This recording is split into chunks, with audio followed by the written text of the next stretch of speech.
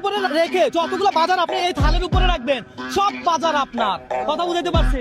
আমি আবারও বুঝাতে, এই যে বেলুন হাওয়ার উপর রাখবেন এই বাজার রাখবেন, এই বেলুন হাওয়ার উপর রাখবেন এই বাজার রাখবেন। খেলা বুঝছেন আপনারা?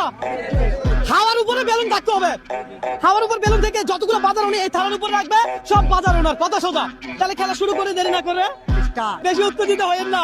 দেখা যাক। মাশাআল্লাহ, ও মাশাআল্লাহ, চাউল রাখছে 5 কেজি, মাশাআল্লাহ, আটা রাখছে, দর্শক বিস্কিট রাখছে, আরে আরে নুডলস, সেমাই রাখছে, মুড়ি রাখে, মুড়ি। দেখা যাক। কাকা নেত্রকোনার মানুষ, বুঝতে হবে। দর্শক, এই মুহূর্তে আপনি কোন জেলা থেকে আমার এই ভিডিওটা দেখছেন কমেন্ট করে জানাবেন। দর্শক, আপনাকে যদি এই চ্যালেঞ্জ দিতাম আপনি কতটা বাজার উঠাইতে পারতেন?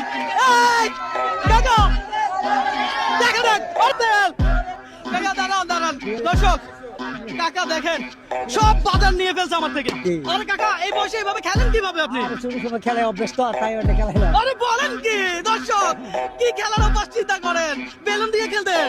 বেলুন দিয়ে খেলতে হবে ছোট সময়, এত প্র্যাকটিসটা রয়ে যায়। হয়ে গেছে। আচ্ছা, আলু সম্ভবত 3 কেজি না?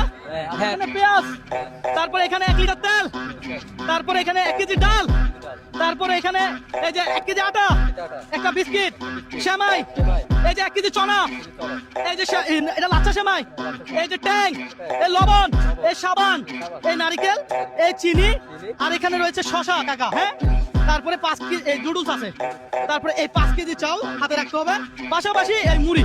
যেহেতু আপনি হাওয়ার উপর বেলুন ভাসায় সবগুলো নিতে পারছেন, তাহলে কাকার একটা বোনাস দেওয়া দরকার না?